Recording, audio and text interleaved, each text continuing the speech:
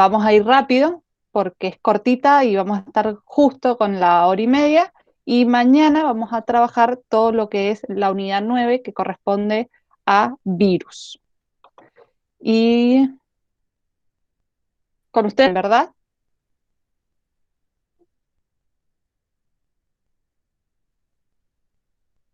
El jueves pasado revisamos todo el examen de genética. Ahora les voy a compartir, me avisan cuando pueden ver, por favor.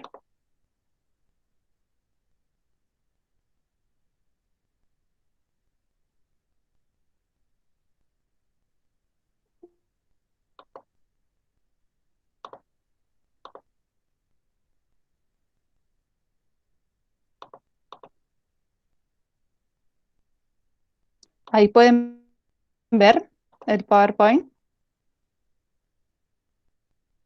No, profe. ¿no? ¿Y está como cargando o tampoco? Ahora sí. Ahora está, ahí estamos. ¿Ya ahí ya lo vieron o sigue cargando? Sigue cargando. Bien, entonces esperamos unos minutitos más, así ya empezamos puntualmente. Bueno, en la unidad de hoy vamos ya lo que hemos estado viendo previamente o lo que ustedes han estado viendo era algo más chico que los seres vivos. Te sale la pantalla en negro. ¿A alguien más le sale la pantalla en negro? Al igual que a Cande. Sí, se ve presentación y su nombre nada más. Bien, entonces, un segundo. A ver si puedo presentar de otra manera.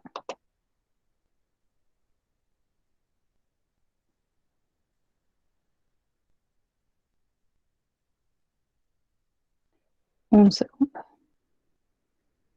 Em,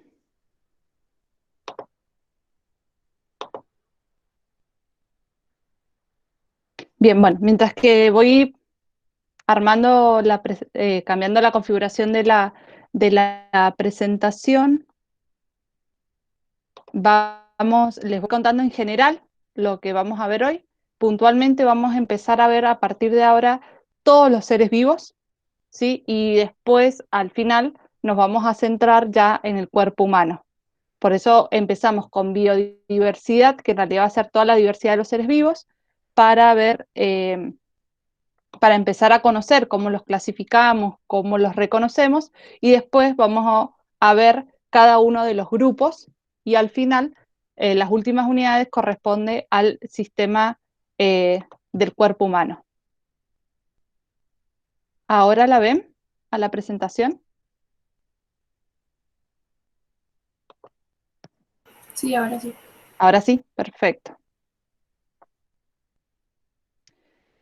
Bien, entonces, como le estaba comentando, ustedes,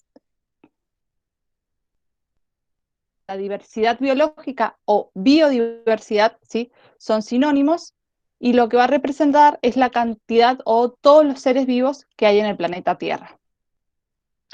Ahí se les cambió la diapositiva. ¿Están viendo una que dice sistemática? Sí, profe. Ahí, perfecto. Bien, por las dudas, porque la vez pasada no se cambiaban. Entonces, la sistemática puntualmente va a ser la disciplina científica que estudia la diversidad de todos los seres vivos y a su vez intenta construir un sistema ordenado de la clasificación de los seres vivos. Es decir, estudia los seres vivos actuales, los anteriores también, y a su vez los ordena. La especie biológica, ¿sí? O vamos a definir nosotros como especie biológica, va a ser un grupo de poblaciones naturales cuyos individuos se cruzan entre sí exitosamente de manera real o potencial y que están reproductivamente aislados de otros grupos. Hay muchas definiciones de especies, nosotros nos vamos a concentrar en la especie biológica. A esta definición es, ¿a qué se refiere con que se cruzan exitosamente? Al cruzarse exitosamente se genera descendencia fértil y que sea real o potencial quiere decir, por ejemplo, un grupo de leones que estén en algún zoológico son de la misma especie que los leones que quizás están libres en África, ¿sí? Entonces, por eso realmente no se van a poder reproducir porque están en continentes diferentes, pero potencialmente si se reprodujeran van a generar una descendencia fértil. ¿Se entiende hasta acá? Sí, profe. Cualquier cosa, por favor, me paran y lo volvemos a ver, no hay ningún problema. No sé si Rocío ibas a decir algo.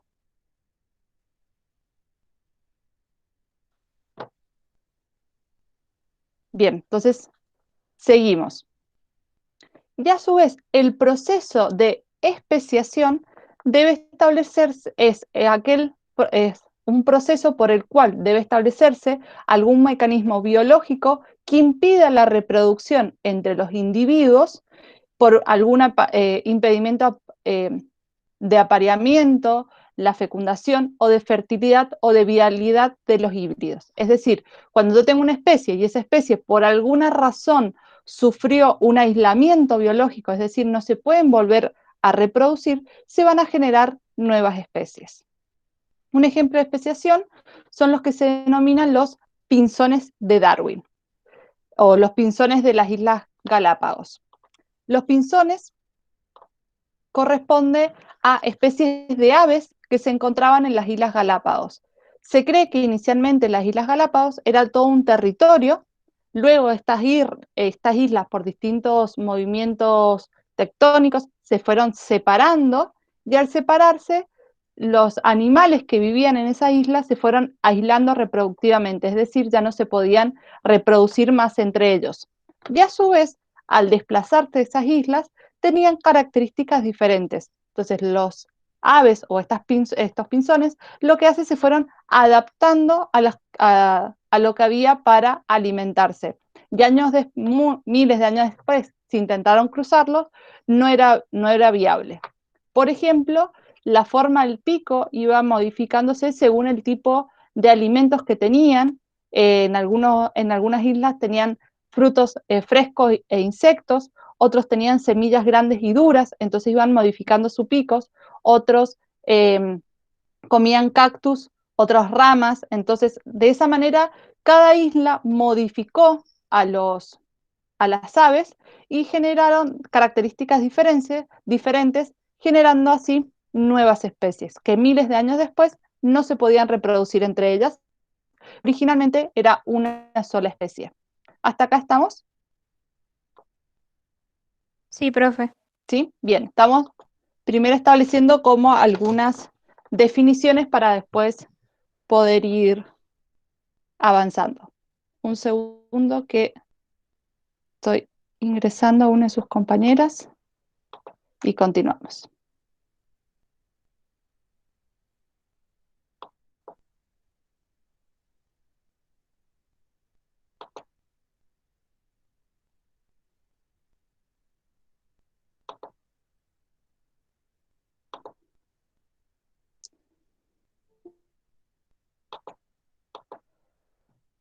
No la puedo admitir.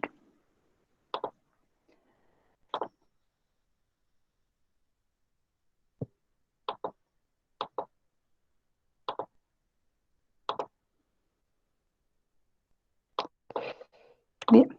Bien, entonces lo que seguimos después es designación de especies. ¿Cómo denominamos a las especies? ¿Cómo las clasificamos? ¿Cómo las reagrupamos?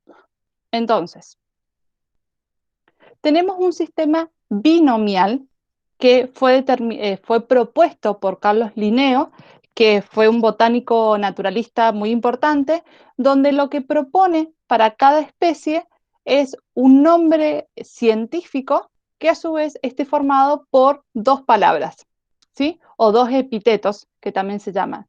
Y en ese nombre está incluido el género, que es la primera palabra que siempre se escribe en mayúscula, la primera letra en mayúscula, y el resto se va a escribir en minúscula, pero siempre escribiendo en cursiva. Y el género se puede resumir o se puede abreviar solo colocando la inicial y un punto, ¿sí? O si quisiéramos hablar, por ejemplo, todas las especies del género Homo, podemos poner H y SP. Es el SPP significa que incluye a todas las especies. Y además del género, para determinar el nombre completo de una especie científica, ponemos lo que se denomina especie. Especie corresponde a un calificativo o a un epíteto específico de ese individuo, por ejemplo, alguna característica física, y se va a escribir siempre con minúscula y en cursiva, ¿sí? Y en la especie nunca se escribe solo. El género, podemos ver lo que se puede escribir solo, pero el nombre científico siempre está incluido por estas dos partes, género y especie. Por eso es un sistema binomial. Para hacerlo así como muy general o una comparación extrema, podemos pensar como que es el apellido y el nombre de la persona, ¿sí? O lo comparamos como una persona, que el género es el apellido y la especie es el nombre, pensando en una familia, podemos tener a varias personas con el mismo apellido, pero lo que es personal de cada persona va a ser el nombre.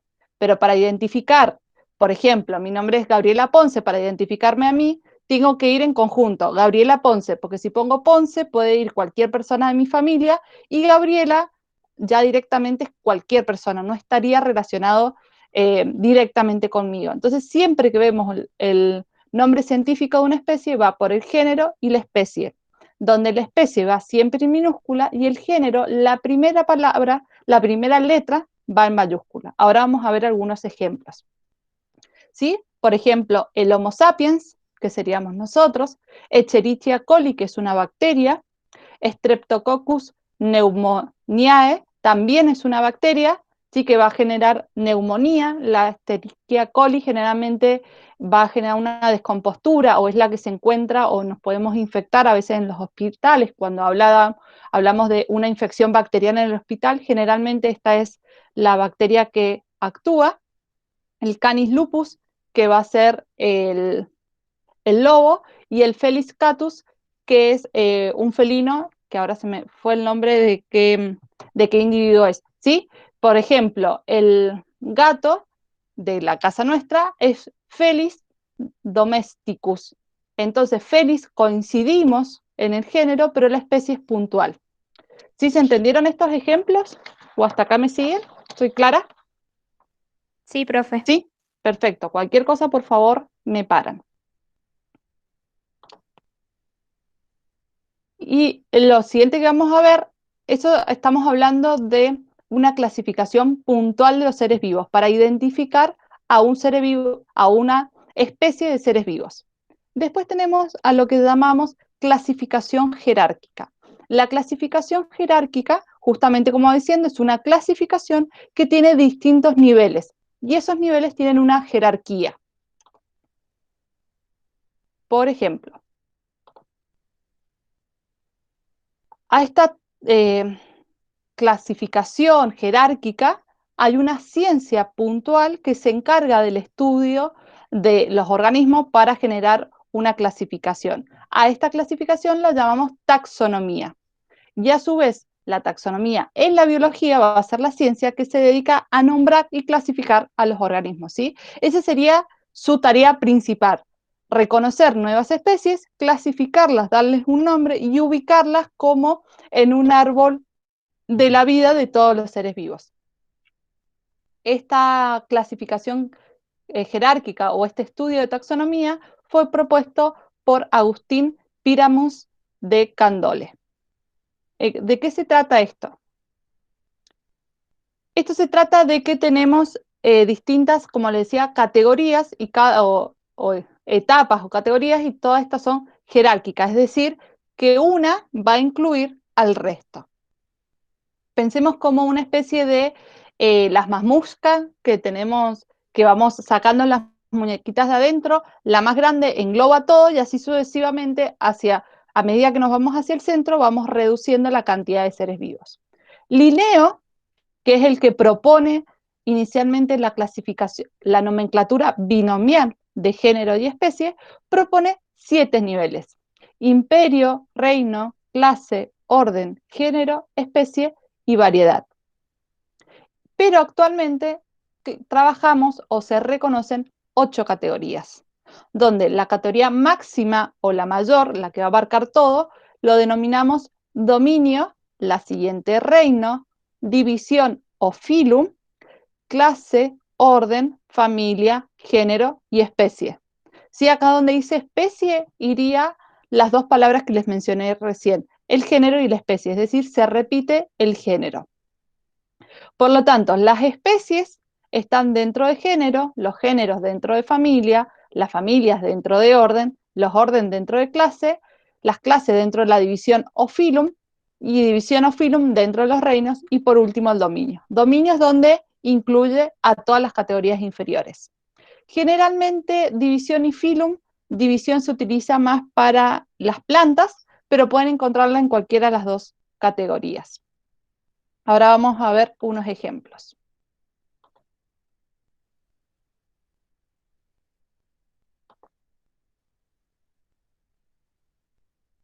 Entonces, el sistema jerárquico de clasificación biológica, cada grupo, ¿sí? A los que hablamos recién, las que hablamos recién son categorías. Estas 8 categorías van a tener un grupo o una taxa. Esa taxa o grupo sería el nombre específico. ¿Sí? Un segundo que ya se carga. Bien. Taxa o taxón, si taxa sería en plural, taxón es en singular, va a tener una categoría que va a ser característica de esa especie o de ese grupo. Por ejemplo, si yo utilizo el taxón Homo, ¿sí? Como dijimos recién, Homo sapiens, Homo pertenece a la categoría de género. El taxón Animalia pertenece a la categoría de reino. ¿Sí? Estábamos hablando en estas categorías.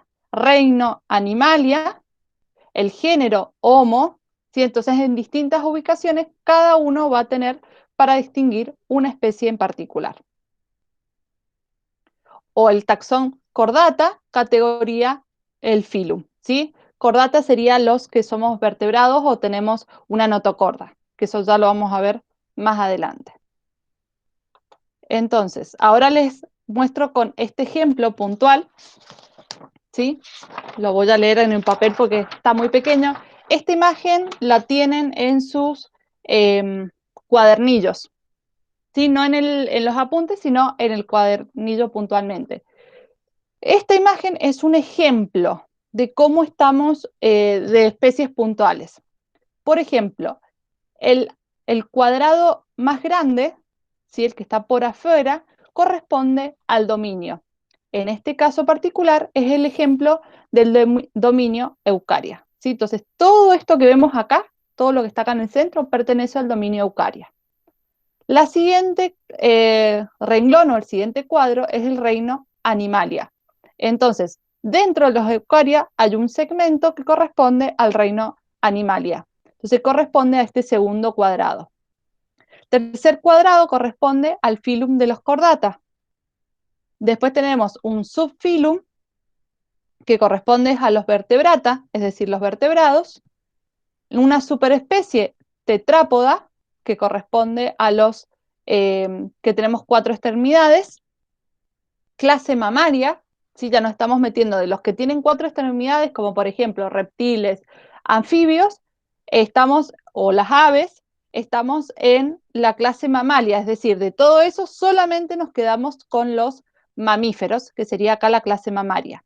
Después tenemos el orden primates, la superfamilia Hominidae, y dentro tenemos la familia Hominidades, ¿sí? Entonces, este segmentito acá corresponde a las familias Hominidades, y acá afuera de esta familia Hominidades tenemos la familia Hilobatidae. Si nos entramos a la familia Hominidaes, vamos a tener dos subfamilias.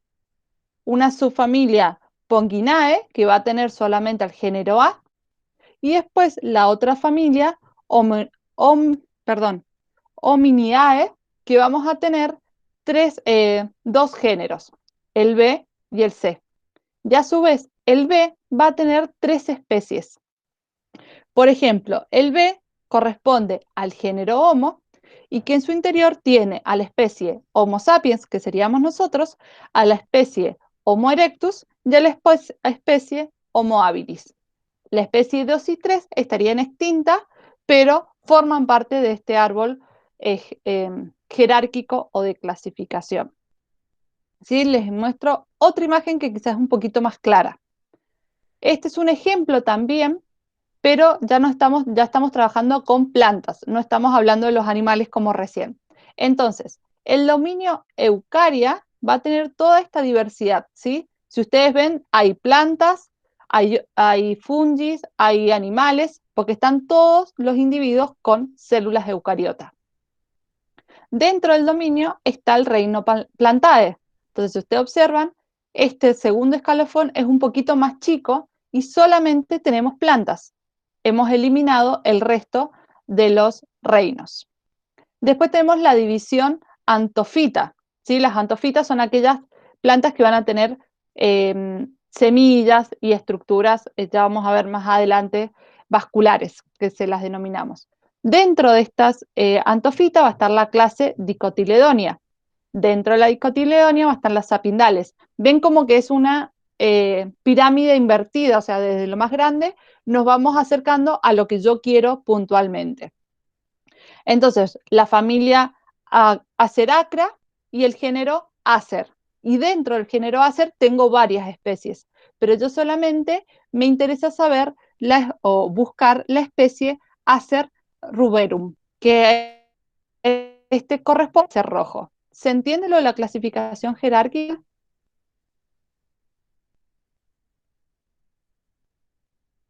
Sí, profe. Sí, ¿no? Sí, Perdón, Rocío, no te escuché. Soy Martina, profe. Pasa que estoy con el Perdón. mail de mi hermana. Listo. Que sí se entendió. Bien, gracias. Bueno, gracias por aclararme, Martina. Ahora ya te ubico. Entonces, a eso se llama clasificación jerárquica. Clasifico a todos los seres vivos en grupos, así puedo como ir ordenando. ¿Sí? Es como un tic o un TikTok de los seres humanos que necesitamos clasificar y etiquetar a todos. ¿Sí? Esto sería una forma de clasificar y etiquetar toda la información que tenemos. Y ahora se empieza como a complicar un poquito más, porque como la taxonomía, como vimos, es una ciencia que va a encargarse de clasificar, ordenar, diseñar, vamos a ver distintas ramas por las cuales se van a clasificar o ordenar los seres vivos. Entonces, la clasificación moderna a veces recibe el nombre de sistemática porque se basa, en las relaciones evolutivas, ¿sí? Según la filogenia. La filogenia se hace referencia hacia los ancestros, ¿sí? ¿Qué tanta afinidad o qué tanta relación tenemos con nuestro ancestro a la vez de asociarnos o compararnos con ellos? Ancestro hablo como en general, ¿sí? No al de consanguinidad de familia, sino de la especie, ¿sí? Toda la especie humana, cómo nos relacionamos o cómo nos relacionamos con los otros mamíferos. Entonces, para la clasificación o la filogenia se va a basar en dos características.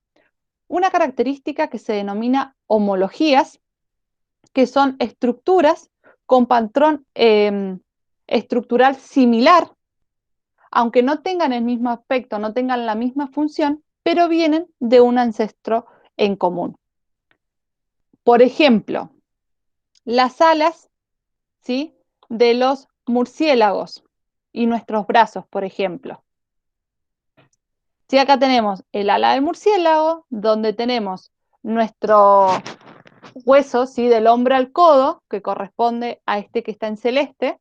¿Sí? Este sería el brazo humano y este sería el brazo del murciélago, ¿sí?, el ala. Si nosotros analizamos, se encuentran todas estas estructuras, perdón, esta sería la del murciélago. Se van a encontrar todas las estructuras, ¿sí?, están con los mismos colores y en los dedos los tienen modificados los murciélagos y es lo que permite como una radiación a cada uno a sus alas.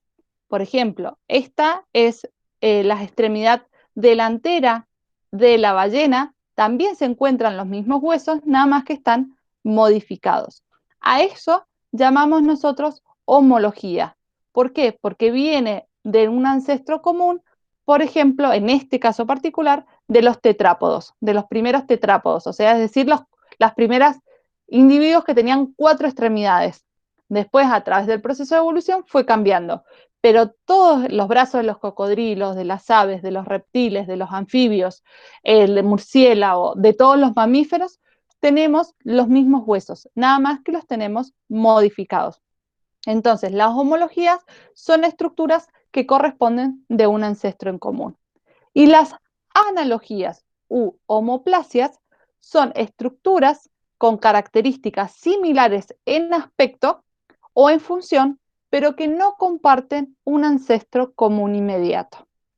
¿Sí? Entonces, homología, compartimos un ancestro; analogías, no hay un ancestro común, pero sí tienen la misma función o la forma. Por ejemplo, esta de acá arriba es el ala de un insecto y esta de acá abajo es el ala de un ave. ¿Sí? Entonces, funcionalmente tienen la misma función, para volar, pero el ala del ave en su interior tiene los huesos, ¿sí? Estos huesos que fueron heredados de los tetrápodos. El insecto no es un tetrápodo, no tiene huesos en su interior, por lo tanto a esto llamamos analogía. Cumplen la misma función, pero no están emparentadas, digamos.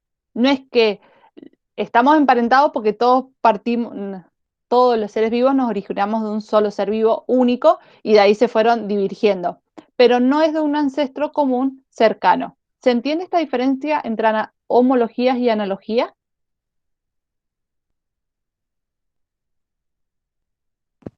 Sí, profe. ¿Sí? ¿Sido clara? Porque a veces es complicado llegar a encontrar esta similitud o estas diferencias.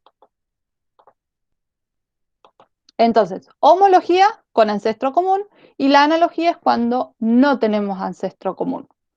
A su vez, en las analogías hay distintas formas por las que pueden aparecer. La primera forma en la que puede aparecer es lo que denominamos convergencia, que es cuando las similitudes que surgen a partir de ancestros diferentes a través de la convergencia evolutiva. Por ejemplo, la aleta de la ballena y el aleta del tiburón, o el ala del insecto y el ala del ave, ¿sí? Las condiciones hicieron que ambos individuos desarrollen las mismas estructuras. Por eso convergen, pero no quiere decir que tienen un ancestro común. Por ejemplo, si el aleta del ballena con tiburones o las alas de aves e insectos. A estos grafiquitos acá se los llama cladograma, que es lo que hace, representan cómo han ido evolucionando las especies. Cada uno de estos puntos los llamamos nodo. ¿Y qué representa? Representa algún cambio, alguna característica que se genera nueva o que se produce. Entonces, este es como un árbol filogenético, un árbol que hacemos nosotros, un árbol familiar. ¿Sí? Si las ramas están unidas, significa que hay una relación. Si están separadas, son como dos familias diferentes. Entonces, en la convergencia partimos de dos individuos diferentes, ¿sí? O de dos ancestros diferentes, pero que a través del tiempo van evolucionando estos seres vivos y generan características similares, aunque vengan de otros ancestros. A esto denominamos convergencia. Después tenemos el paralelismo. El paralelismo van a ser similitudes adquiridas de forma independiente, aunque deriven de un mismo ancestro. Por ejemplo, los marsupiales australianos y los mamíferos sudamericanos. Es decir, vamos al grafiquito de vuelta. Paralelismo, teníamos un ancestro común. ¿Sí? Acá, por ejemplo, la característica roja. Por alguna razón, se separaron estos linajes. ¿Sí? Por ejemplo, quedan marsupiales australianos o mamíferos americanos, es porque hubo una separación de continentes, entonces hubo un aislamiento reproductivo. Ambos linajes o grupos de seres vivos se adaptaron o evolucionaron independientemente, pero a la vez aparece la característica. Por ejemplo, la característica azul, ¿sí? Están de rojo, se dividen y después, por alguna razón, ambos seres vivos o ambas especies contienen ciertas características similares. A eso llamamos paralelismo, ¿sí? Estaban en un ancestro común y paralelamente aparecieron. A diferencia con la convergencia, es que el paralelismo tiene un ancestro común. La convergencia nunca tienen un ancestro común, sino que vienen de dos ramas totalmente diferentes. Y por último, el proceso de reversión, que son diferenciaciones entre especies que derivaron de un ancestro común, es decir, que regreso a alguna característica primitiva, ¿sí? Este tenía un ancestro de color azul, evoluciona a color rojo y uno de los linajes continúa con el color rojo, pero otras especies o linajes evolucionaron regresivamente y volvieron a tener una característica ancestral. Por ejemplo, las ranas son anfibios, ¿sí? Que han evolucionado a partir de los vertebrados, donde todos tenían dientes, como los peces, y después empezaron a surgir y perdieron sus dientes, pero hay algunas especies de ranas que tienen dientes. Entonces, eso es una reversión, porque el ancestro común lo tenía, un ancestro común lejano lo tenía, se pierde esa característica y después se vuelve a obtener esa característica. ¿Entienden estos 3 tipos o 5 tipos al final? Se me confunden un poco, pero sí, ahí le voy enganchando. Bien, entonces vamos a repasar de vuelta estos últimos. Entonces, primero tenemos que plantear que estamos en analogías u homoplasias, donde son características similares que se van a formar, pero son independientes, no son de un ancestro en común. Las homologías son todas de un ancestro común. Los tetrápodos, por ejemplo, que vimos recién, si todos surgimos de este ancestro y generamos nuestras extremidades con algunos cambios. Eso es homología. La analogía son aquellos que se parecen visualmente o funcionalmente, pero no tienen un ancestro común. Entonces, de esos que se parecen, pero que no tienen ancestro común, hay 3 formas. Primero, una que se denomina de convergencia, es decir, 2 individuos o 2 linajes de individuos totalmente separados, ¿sí? Que no tienen un ancestro común, por alguna razón evolucionan de alguna manera que ambos tienen la misma característica. Por ejemplo, dijimos la aleta de la ballena y la aleta del tiburón. ¿Por qué han evolucionado hacia la forma de la aleta? Porque viven en un medio acuático. Esa forma de la aleta le permitió sobrevivir. Otras estructuras u otras formas de aletas no les permitió sobrevivir o se fueron extinguiendo esas especies. Entonces, por eso es de 2 ramas separados, convergen a la misma característica. En este caso, el medio ambiente los llevó a tener esa característica en común. El paralelismo es cuando tenemos un ancestro en común medianamente cercano, evolucionaron 2 linajes por separado y a su vez esos linajes que evolucionaron por separado tienen en común, coinciden con cierta estructura. Y por último, la reversión es cuando el ancestro común tiene una característica, después esa característica cambió, evolucionó, y de esa característica se generaron 2 nuevos linajes, y uno de los nuevos linajes, que sería este azul, vuelve a la característica primitiva. Por ejemplo, grupos de ranas tienen dientes. ¿Un poquito más claro ahí? Y ¿Sí? gracias. Bien, de nada. Son conceptos que quizás les puede costar o quedar medio, que muchas veces hay que volverlo a leer o volver a leer los ejemplos. Entonces, seguimos. Bien, hasta acá, ¿alguna consulta que necesitan ver o que volvamos a revisar?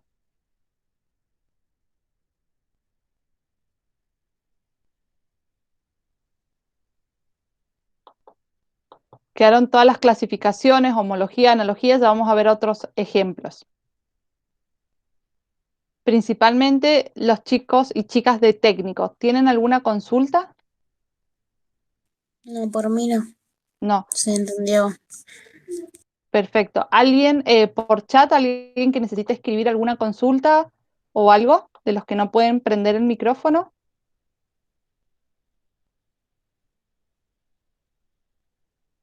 Entonces, para los chicos de técnicos, esto corresponde a lo que teníamos que trabajar. Esto es todo su unidad 8. Y obviamente es un resumen de todo lo que corresponde a la unidad 8. Lo que lo que sigue a continuación es solo para los chicos de odontología. Entonces, los chicos de técnico van a hacer la siguiente actividad. Como nosotros tenemos hoy clase hasta las 19:20, y esta es toda la unidad, y después ustedes van a tener que hacer fuera del horario de clase el TPE de la unidad 8 y de la unidad 9, les recomiendo que en estos 50 minutos que quedan, hagan una lectura de toda la unidad, vean o se pongan a hacer el trabajo práctico, no el evaluatorio porque todavía no está subido, y van revisando. Y si tienen alguna duda, se vuelven a conectar como a las 7, 7:10 y realizamos consultas si tienen. ¿Les parece? Porque esto ya es toda la unidad 8.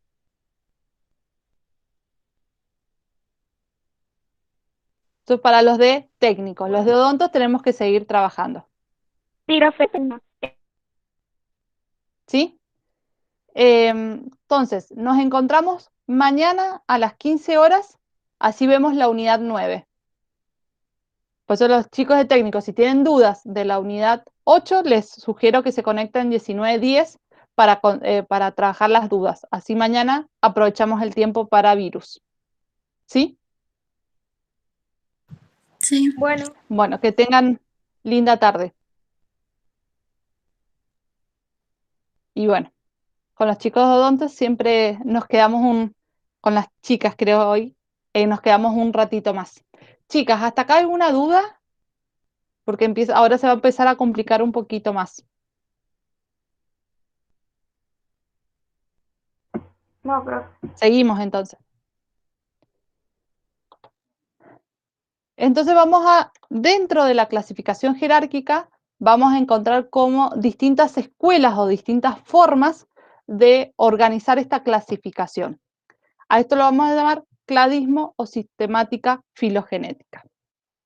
El que lo propone es Willy Henning.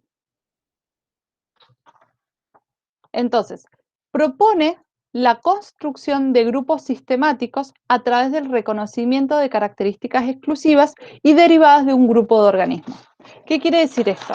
Que propone una forma de clasificar a los seres vivos según ciertas características. Por ejemplo, los mamíferos. ¿Qué nos caracteriza a los mamíferos? ¿Qué tenemos todos los mamíferos? ¿Sí? ¿De dónde viene el mamíferos? La presencia de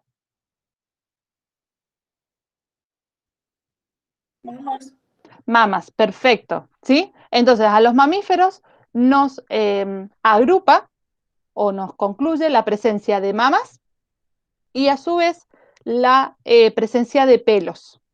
A las aves, ¿qué las caracteriza? Las plumas. Las plumas, perfecto. Entonces, todas las aves las caracterizan las plumas. Después tenemos a los anfibios, que son los ranas, los sapos, se los caracteriza por tener una piel desnuda, no tienen ninguna protección. Y los reptiles, que son cocodrilos, lagartijas, serpientes, van a tener las escamas. Aunque los peces también tienen escamas, son distintos tipos de escamas. Entonces, los grandes grupos de los vertebrados van a tener ciertas características. ¿Y a los vertebrados qué nos une?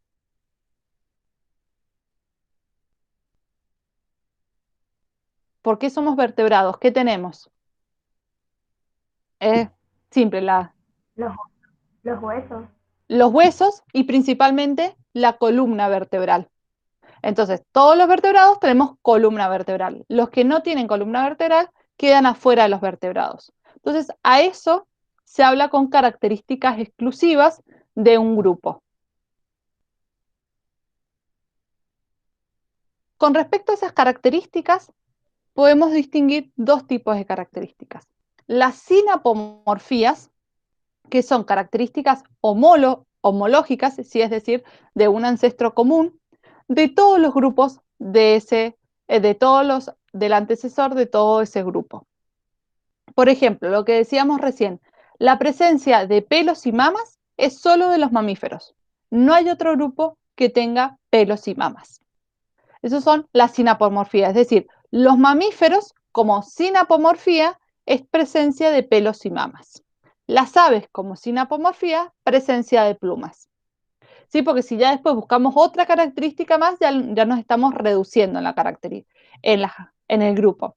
Y las plesiomorfías son características primitivas que se mantienen presentes desde ancestros remotos, es decir, desde antiguos ancestros. Entonces, en los mamíferos, la columna vertebral, ¿sí?, es algo primitivo, porque no es propio de los mamíferos. O sea, todos los mamíferos tenemos columna vertebral, pero no somos el único grupo con columna vertebral, ¿sí?, sino que con columna vertebral son todos los vertebrados. Tenemos las aves, los anfibios, los reptiles y los peces. En cambio, pelos y mamas es solo de los mamíferos. A eso llamaríamos como sinapomorfía, pelos y mamas, y plesiomorfía, una característica antigua. Por ejemplo, si hablamos de vertebrados, la presencia de columna vertebral es una sinapomorfía, porque agrupa a todos los vertebrados. Pero si estamos hablando de mamíferos, tener columna vertebral es algo que compartimos con otros grupos. ¿Se entiende hasta acá? Más o menos lo de simplesiomorfía. Bien. Simplesiomorfía serían características que tenemos todo el grupo, pero no son únicas.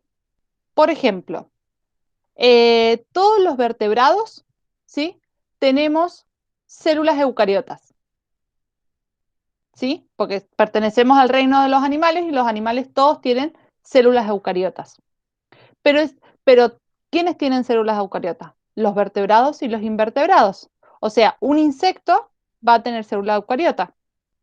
Una planta va a tener célula eucariota. Entonces, no es una característica propia de los vertebrados, sino que es una característica muy lejana. O sea, podemos decir, ¿todos los vertebrados tenemos célula eucariota? Sí, eso es correcto, pero no es algo que caracteriza a los vertebrados. Yo no puedo decir como característica única de los vertebrados tienen célula eucariota. ¿Se entiende ahora un poquito? O sea, las simplesiomorfías son características ancestrales que compartimos entre varios grupos y no un solo grupo. Ah, bien, sí, ahora sí, gracias, profe. ¿Sí? Es como, por ejemplo, estoy pensando un ejemplo más simple para pensarlo o compartirlo, digamos. Si pensamos en la comida, si pensamos, por ejemplo, en la papa y en los fideos, ¿sí? Ambos alimentos tienen hidratos de carbono, ¿sí? Tienen en abundancia. Entonces, hidratos de carbono sería algo muy general, que va a incluir tanto a la papa como a los fideos. Pero si yo hablo puntualmente para referirme a los fideos, hablo de alimentos con harina, ahí yo puedo reducir un poco más hacia los fideos y ya la papa, como es vegetal, quedaría afuera. Si fue mejor o peor el ejemplo. ¿Pero queda claro la diferencia entre las dos? Sí, ahora sí. ¿Sí? Bien. Si no, les vuelvo a pensar otro ejemplo. Pero sería eso, digamos, algo que es hacia poco o algo que que ha pasado hace mucho. Hoy estoy muy trabada. Acá quizás lo podemos ver un poquito mejor. Entonces, sinapomorfía. Acá esto verde indica que se origina, por así decirlo, la columna vertebral. Esto es lo anterior, lo pasado, y lo que están acá sería el hombrecito, la rata, la rana y el pez. Todo esto sería lo actual. Entonces, hace muchos años atrás se establece la columna vertebral. Y a su vez, luego de la columna vertebral se hacen dos ramificaciones. Esas ramificaciones dan distintas características. Por ejemplo, fecundación externa. Entonces, fecundación externa van a tener los anfibios y los peces. Y después en otro grupo tenemos fecundación interna, mamas y pelos, y esas tres características van a ser solo de los mamíferos, ¿sí? Del hombre y de la rata. Entonces, pelos, mamas y fecundación interna es una sinapomorfía del hombre y de la rata, de los mamíferos. Y la fecundación externa va a ser una sinapomorfía de anfibios y peces. Y la columna vertebral la vamos a denominar como simplesiomorfía porque es algo que incluye un gran grupo, no solamente al grupo mamífero, que es lo que yo estoy estudiando, por ejemplo. Así que acá se ve mejor, tenemos mamíferos, peces y anfibios. La columna vertebral es propia de estos tres grupos. Yo diciendo que contienen columna vertebral, no puedo referirme ni a mamíferos, ni a peces, ni a anfibios. No los puedo clasificar. En cambio, si yo hablo de fecundación interna, mamas y pelos, yo ya sé que estoy hablando de los mamíferos. Sí, las sinapomorfías son características que definen un grupo. Columna vertebral no me puede definir ninguno de estos tres grupos, porque los tres grupos tienen esta característica. ¿Se entiende mejor ahora? Sí, profe. ¿Sí? ¿Estamos? Entonces, siempre que porque a veces en los TPE o en los exámenes preguntan si es una sinapomorfía o es una simplesiomorfía. Siempre tenemos que tener en cuenta a qué grupos nos referimos. Si no es que la columna vertebral siempre es una simplesiomorfía, no. Si yo me refiero a los mamíferos, va a ser una simplesiomorfía. Entonces, siempre tenemos que tener en cuenta en qué grupos nos referimos. Dentro de la clasificación o la forma en que tenemos para clasificar y ordenar, sobre todo, a los seres vivos que tenemos en el planeta Tierra, reciben el nombre de cladograma. Entonces, el cladismo, que es una escuela de las que estudia la clasificación, va a proponer la formación de grupos taxonómicos. ¿Qué quiere decir taxonómicos? Que tienen una jerarquía. Luego de la inspección de la distribución de los caracteres homólogos primitivos y derivados. Es decir, caracteres homólogos, los que tienen un ancestro común. Entonces, a todas esas características lo va a utilizar para armar un árbol filogenético. El árbol filogenético es que también lo podemos denominar cladograma, va a ser un árbol, como nosotros nos imaginamos un árbol que tiene una base y después se va ramificando, pero al ser filogenético significa que está relacionado o está asociado a lo común que tenemos con nuestras especies, ¿sí? Lo antecesor va a tener en cuenta las relaciones evolutivas. Y el cladograma, si nosotros lo llamamos cladograma, pero en realidad es un dendrograma, sería el nombre universal, que es un diagrama ramificado que va a reflejar las relaciones entre los grupos humanos y que fue construido según las definiciones y criterios propuestos para ese análisis cladístico. Porque podemos hacer cladogramas de distintas cosas. Podemos hacer cladograma, por ejemplo, de la presencia de cierta proteína en algunos seres vivos o la presencia de algunos genes, pero generalmente cladograma utiliza todos los genes o los genes del ADN puntuales para determinar la clasificación de todos los seres vivos en conjunto, no con alguna característica puntual. Dentro de los diagramas vamos a encontrar dos tipos. Fenograma, ¿sí? Que va a ser un dendrograma, pero si ustedes se acuerdan, en genética teníamos fenotipo y genotipo, y el fenotipo era lo que observábamos. Entonces, los fenogramas van a ser árboles ramificados o dendrogramas que están construidos a partir de las distancias entre las taxas eran los grupos que teníamos, sin respetar las hipótesis filogenéticas, es decir, sin respetar si son parientes o no son parientes, sino que se va a presentar su parecido, ¿sí? Por ejemplo, en un fenograma van a poner juntos a las aves y a los insectos, porque se parecen, porque tienen la capacidad de volar. Aunque sean dos grupos totalmente diferentes, los van a poner juntos porque al parecerse sus extremidades superiores, van a decir, bueno, tienen algo, están relacionados con algo. Por eso los llamamos fenograma, porque es con el fenotipo. Y el filograma va a ser puntualmente un cladograma. ¿Por qué? Porque va a compartir o va a aceptar las relaciones entre los grupos hermanos y la divergencia entre taxones. ¿Qué quiere decir divergencia entre taxones? Los cambios que han sufrido cada uno de los taxones para llegar al momento que están. Por ejemplo, vamos a darles con este ejemplo. ¿Sí? Acá tenemos los peces y los anfibios, ¿sí? Y después acá tenemos mamíferos. Si nosotros observamos acá entre la rata y el ser humano, tenemos las distancias que hay entre uno y otro son cortas, pero en cambio la distancia que hay entre los anfibios y los mamíferos son más largas, porque quiere decir que hubo una mayor cantidad de cambios. A eso es lo que se llama como divergencia filogenética, ¿sí? O divergencia entre los taxones. Mientras más diferencias o mientras más cambios hayan sufrido esas especies, más lejos en el cladograma se van a encontrar, o sus ramas van a ser más largas. A ver si tengo por acá algún, que no me acuerdo si había un cladograma dibujado. Un segundo.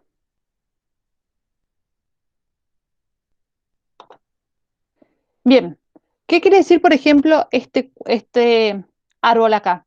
¿Sí? Vean solamente lo celeste. El resto momentáneamente lo vamos a bloquear. ¿Qué quiere decir? Que desde este punto hasta el H, ¿sí? Ocurrieron, pongámosle, 10 eventos. ¿Sí? Acá fueron generando eventos y se fueron separando. Pero desde este punto al H solamente han surgido 5 eventos, o de acá al E. Y de este segmento hasta acá serían 2 eventos, es decir, 2 cambios. Entonces, mientras más largas son las ramas, más cambios hubieron en los seres vivos. Mientras más cortito, menos cambios.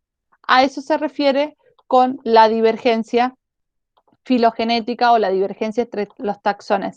La diferencia que hay entre cada uno de los taxones o la distancia que eso se mide tanto cuantitativamente como cualitativamente de las características. ¿Se entiende hasta acá? Profe, Sí, eso sería, por ejemplo, como en el ejemplo de las aves, del pico que cambiaba. Sería sí, como el primero, el pico normal, y a partir de los cambios, según las islas, ¿así sería? exactamente. Sí, ahora te voy a mostrar, ahora que diste con ese ejemplo, mostraría cómo podría ser. Ahora les voy a dar con ese ejemplo el cladograma, ¿sí? Acá sería cuando, en esta punta, cuando estaban todos juntos, ¿sí? Tenían todo el mismo pico. Se separaron las islas y se generaron, por ejemplo, los que estaban acá encontraron islas con muchos insectos, entonces empezaron a tener ciertas características. Pero cuando llegaron acá, algunas islas tenían frutos frescos, entonces el A y B seguían comiendo insectos y C y D, además de los insectos, comen frutas. Entonces acá aparece una nueva característica. El pico se empieza a adaptar para comer frutos. De este lado teníamos, por ejemplo, frutos secos y ramas, entonces tienen picos más duros. Estos picos se especializaron para comer ramas y estos picos se especializaron para comer eh, frutos secos, ¿sí? Y duros. Entonces ahí de un ancestro común se van divergiendo y van variando. Entonces, más largos van a ser más cambios que se han producido desde el ancestro común. ¿Sí? O como por así decirlo, del original cuántos cambios se produjeron hasta llegar a la actualidad. ¿Ahora está más claro, Martí? ¿Esa era lo que habías pensado? Sí, sí, sí. Muy bien la comparación. Bien, entonces, cada escuela, por así decirlo, va a generar sus propios cuadros, sus propios dendrogramas. El fenograma, que va a tener en cuenta su aspecto y sus características, y el filograma va a tener aspecto la parte ancestral o sus relaciones filogenéticas. Por ejemplo, los fenogramas a veces se hacen cuando se quiere saber algún rasgo o alguna característica de qué especies la tienen o qué especies, por ejemplo, son, ¿cómo se dice? Son o bloquean cierta enfermedad o dónde están los genes, en qué especies tienen tal tipo de gen que ese gen hace que tal virus no lo ataque. Entonces, para eso muchas veces se usa el fendograma, pero generalmente se usa el filograma, que tiene en cuenta las características filogenéticas. Entonces, hay programas donde se simulan los distintos cladogramas y también antiguamente, cuando no estaban los programas, lo hacían a mano. Entonces, de todos los cuadros o de todos los cladogramas posibles que se podían formar, siempre se elige o se trabaja con el más simple, con el que menos cambios tiene, porque los cambios ocurren, pero es más probable que ocurran menor cantidad de cambios que una gran cantidad de cambios. Entonces siempre se usa el más parsimonioso o el más simple, es decir, el que contenga menos números de pasos a lo largo de la rama. Y como les decía, cada punto, cada ramificación se denomina algún evento cladogenético. Como decíamos recién, la presencia, por ejemplo, de la columna vertebral, la presencia de mamas, la presencia de pelos. A eso se lo denomina como evento cladogenético, porque inicia una nueva característica de los seres vivos. O, como decía Marty, pico más duro de las aves, pico más blando, más grande, etc. Y cada vez de los puntitos, o se expresan como un puntito cuando se dividen dos ramas, recibe el nombre de nodo. Y si nosotros estudiamos a todos los descendientes de ese nodo, vamos a recibir o lo vamos a denominar grupo monofilético. Ahora vamos a ver exactamente lo de los grupos monofiléticos. Entonces, dentro de la clasificación existen distintas formas de expresarlo o de clasificarlo. Y existen a su vez varios métodos. A esto lo que voy a referir ahora habla en general. Tenemos, todo esto sería el árbol de los descendientes. De este ancestro común, todos estos descendientes. Yo ahora lo que les voy a explicar es que a veces nos centramos en un pequeño grupo para estudiarlo.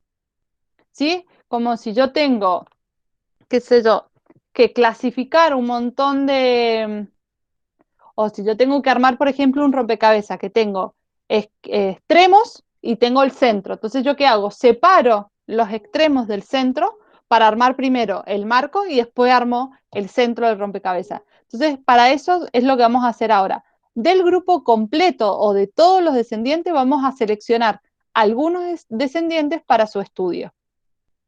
Cuando yo elijo al ancestro común y a todos sus descendientes, hablo de un grupo monofilético. Por ejemplo, acá, ¿sí? Acá está el nodo.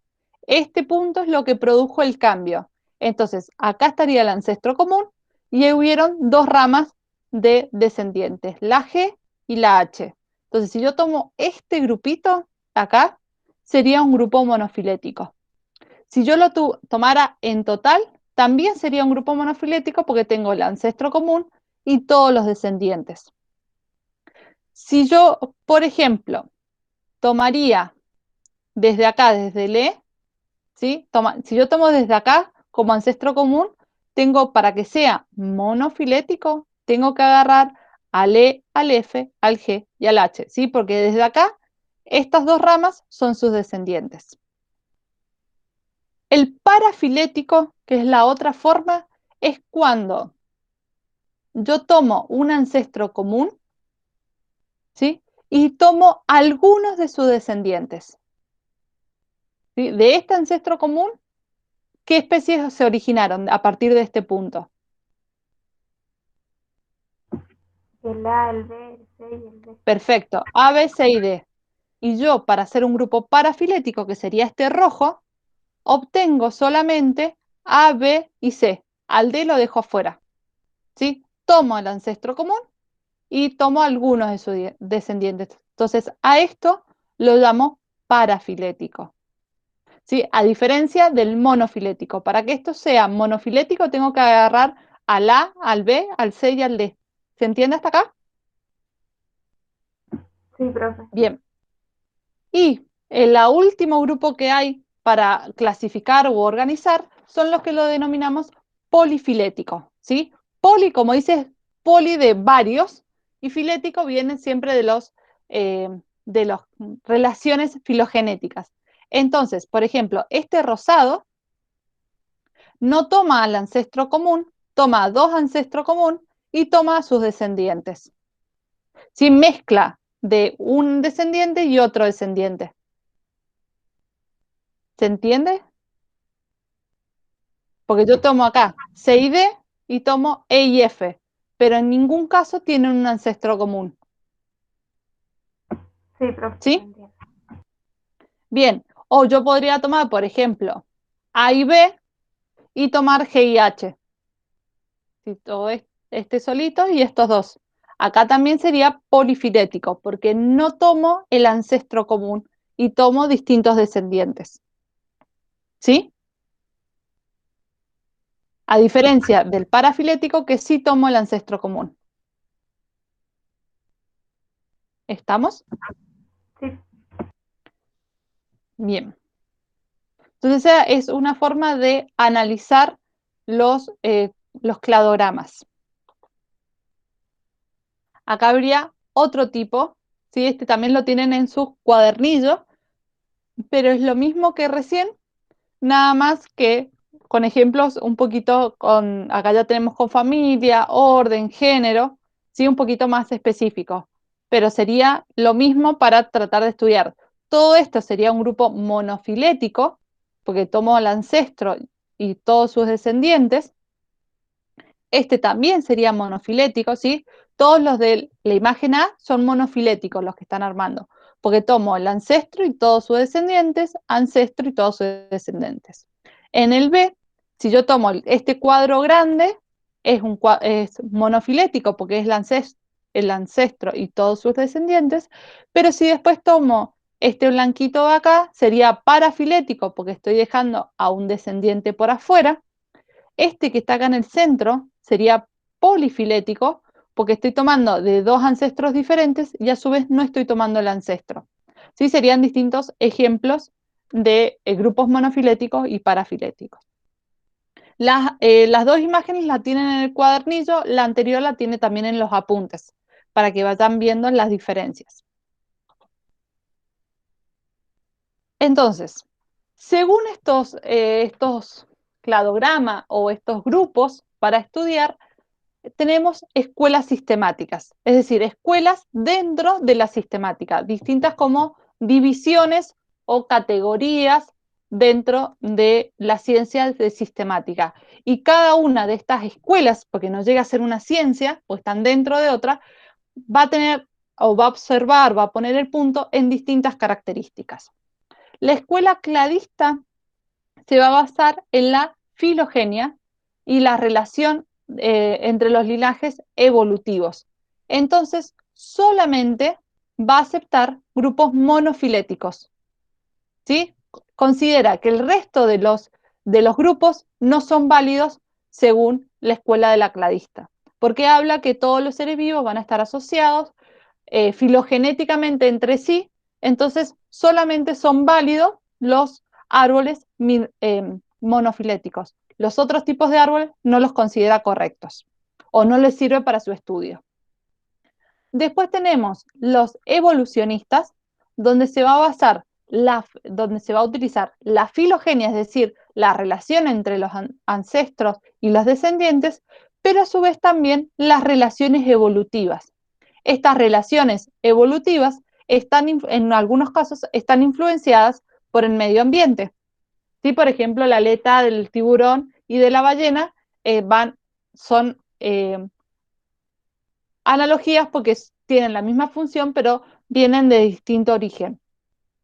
Entonces, en este caso, va a considerar tanto los grupos monofiléticos, porque son con la filogenia, y las relaciones evolutivas. Entonces, también va a aceptar los parafiléticos.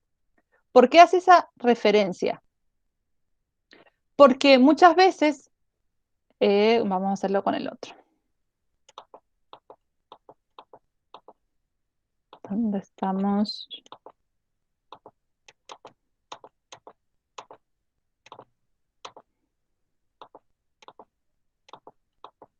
Un segundo, así les puedo explicar bien con el ejemplo.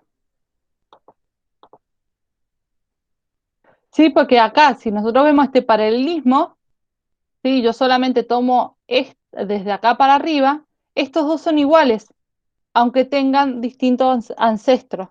Por eso, también en la evolucionista consideran cuadros o cladogramas monofiléticos y parafiléticos. Y por último, la escuela feneticista, que es la que se va a hacer el foco o va a aceptar las similitudes fenotípicas, es decir, va a expresar ciertas características. En este no era.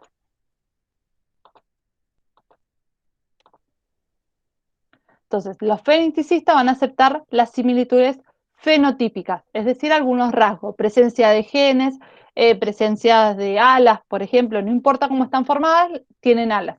Entonces, esta escuela va a aceptar los tres tipos de árboles, monofiléticos, parafiléticos y polifiléticos. Va a considerar que los tres tipos de árboles son correctos. ¿Sí? Entonces, la cladista, como es filogenia, solo monofilético, la evolucionista, filogenia y relaciones evolutivas, mono y parafilético, y el feneticista, que son las características fenotípicas, va a aceptar los tres tipos de árbol, mono, para y polifilético. ¿Estamos? Sí. ¿Sí? Bien. Uy. La sistemática molecular, ¿sí? Es, como ustedes imaginan, es, digamos, dentro de la sistemática a través de los estudios moleculares. Esto es a través de diferentes marcadores universales por el cambio evolutivo. Es decir, técnicas moleculares que se utilizan o colaboran en la sistemática. A eso llamamos sistemática molecular, porque la sistemática en general va a permitir todas las clasificaciones. La sistemática molecular va a hacer hincapié en los ácidos nucleicos, porque eso es lo que nos permiten las nuevas tecnologías. Uno de los métodos que hay que aplica la sistemática molecular es la secuencia de aminoácidos. Es el método de Sanger. ¿A qué se debe el método de Sanger? Lo que se hace es ubicar una secuencia de ADN, se lo va a unir con un marcador y esto a su vez se los va a unir con los nucleótidos. Se los van a incorporar en los distintos tubos de ensayo, se va a mezclar y esa mezcla se va a correr en un gel que se llama gel de electroforesis. Que esto que se ve acá, una vez que pasa el tiempo, se observa esto. Y si hacemos un zoom, acá se puede observar esto. ¿Qué quiere decir esto? Que mientras más lejos ha llegado desde el inicio, quiere decir que es un aminoácido pequeño o es el que menor cantidad tiene. Entonces, el primero, de esta manera se forma una secuencia genética. Tenemos a través de los aminoácidos, tenemos el 1 y el 2, que son los primeros que llegan, van a ser G. El 3 va a ser una A, ¿sí? Una adenina, después va a ser una citosina, y así sucesivamente se va armando una secuencia genética. Esta secuencia genética nos permite ver las similitudes genéticamente o de ADN entre distintas especies. Antes que se descubriera el ADN y todos estos procesos, se utilizaban algunas proteínas. Esas proteínas o la secuenciación de las proteínas se llevaba mucho pérdida de dinero y de tiempo. Entonces, cuando se descubrió esta parte del ADN, lo que se hace es trabajar con el ADN y se potencia la velocidad de los estudios y son un poco más efectivos. ¿Sí? La secuenciación de la proteína, que era la más famosa, era el citocromo C, que nos permitía encontrar en muchas especies y ir analizando. Actualmente, con los nucleótidos, sabemos que están los 4 nucleótidos en todos los seres vivos, entonces nos permite hacer una comparación más directa en relación a la descendencia o la familiaridad que hay entre un grupo y otro. Y a su vez, gracias al estudio de los ácidos nucleicos, se propone algo que se llama como reloj molecular. Ese reloj molecular, lo que se propone es que a través del estudio del ADN se pueden observar las distintas mutaciones que se han surgido a través de los años, de los miles de años. Entonces ahí se puede establecer la distancia entre parentesco entre un individuo y otro individuo. Es decir, si yo encuentro un ancestro común de 2 especies, hago una comparación del ADN del ancestro común con las especies actuales y voy a poder determinar cuánta relación o cuál de las 2 nuevas especies es más antigua o más moderna con respecto a ese ancestro común. ¿Se entendió esto? Fui más rápido por el tiempo. Sí, profe, ¿Sí? más o menos. Sí, es un poco complejo porque hace referencia al ADN, ¿sí? Lo que sería el reloj biológico o la sistemática molecular hace referencia a los ácidos nucleicos. Entonces, como hacemos, por ejemplo, un examen de paternidad, mientras más parecidos son, hay mayor probabilidad que sean parientes. Entonces, esto pasa lo mismo. Mientras los aminoácidos más coinciden, más relaciones filogenéticas tienen. Y de esa manera nos permite ver si el ADN de un ancestro varía. Si nosotros, por ejemplo, vemos un ADN de algún Homo erectus, Homo sapiens, Homo habilis, que son todos del mismo género, al comparar las secuencias de ADN, podemos determinar cuál surgió primero a través de estas diferencias. No, por decir un número, si hay 100 diferencias y el otro tiene 150, el que tiene 100 diferencias es el que surgió primero, porque cuanto menos diferencias está más cerca al original. A eso haría referencia. Después cualquier cosa lo leen en detalle y mañana me preguntan si ahí quedó algo que no está claro. Bueno, profe. ¿Sí? Después tenemos la bioinformática, que es que nos ayuda a poder generar como bancos. ¿Sí? Estos son bancos donde cada uno de los investigadores que secuencia genes, proteínas o genomas completos, lo que hacen es compartirlo en una base informática y esto permite que cualquier investigador de cualquier parte del mundo pueda buscar esa información y comparar con su especie. Son bancos que acumulan datos o de secuencias de genes o de proteínas. Eso sería la parte de bioinformática. Y después tenemos las ramas de la bioinformática, tenemos tres grandes ramas, la filogenómica, la proteómica y la genómica comparada. Nosotros solamente vamos a trabajar con la genómica comparada. Como su nombre lo dice, compara genes. Entonces pueden comparar genes homólogos, ¿sí? Que se van a originar en un ancestro común. Genes ortólogos son homólogos, pero de distintas especies. Y genes parólogos, que son homólogos y de la misma especie. Lo que hacemos acá es comparar genes de un ancestro común con todas sus descendencias, genes dentro de la misma género, y los parólogos dentro de la misma especie. Y acá podemos encontrar subespecies o una nueva especialización, es decir, el origen de una nueva especie. Y por último, sé que voy muy rápido, pero bueno, para que les quede un poco la idea. Sobre la clasificación, ¿sí? ¿Se acuerdan que nosotros vimos dominio, reino y después todas las categorías inferiores? Primitivamente, en la época del Linneo, habían dos reinos, animalias y plantas, que era lo que se podía observar o se podía clasificar rápidamente. Luego aparece el microscopio, entonces Haeckel propone el reino protista.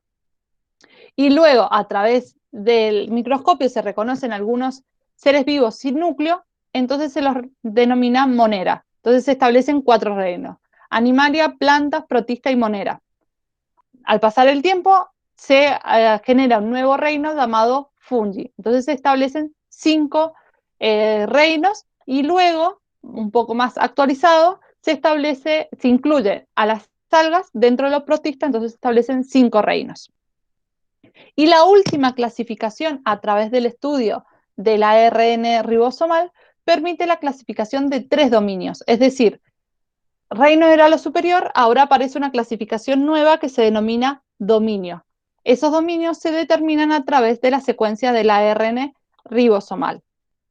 A estos dominios los vamos a llamar bacteria, arquea y eucaria. Bacteria y arquea, ambas, corresponden a células procariotas y las eucarias, células eucariotas. Antes, estos dos dominios estaban en el reino bacteria. ¿Qué van a tener diferencias? ¿Por qué no se juntan las bacterias arqueas? Porque según su ribosoma 16, su ARN ribosomal, tienen grandes diferencias. Entonces, por eso se generan 2 clasificaciones. Por ejemplo, los fosfolípidos en las bacterias van a ser glicerol con éster y en las arqueas van a ser éter. Y los ARN ribosomal, su secuencia menor va a tener entre 500 y 545 las bacterias y las arqueas va a tener entre 180 y 197 o 405 y 450. Entonces son diferencias moleculares que se encuentran en las bacterias y arqueas que las eucarias en estas características se mantienen constantes. ¿Sí? Tienen otras características en forma o clasificación, pero se mantienen constantes. Entonces se establecen 3 grandes dominios: bacteria, arquea y eucaria, y a su vez dentro de estos grupos los reinos. Entonces el dominio arquea tiene 3 reinos, el dominio bacteria tiene 1 reino y el dominio eucaria va a tener 4 reinos. Esto lo vamos a ver más adelante con mayor profundidad. Nos vamos a introducir a cada uno de los reinos.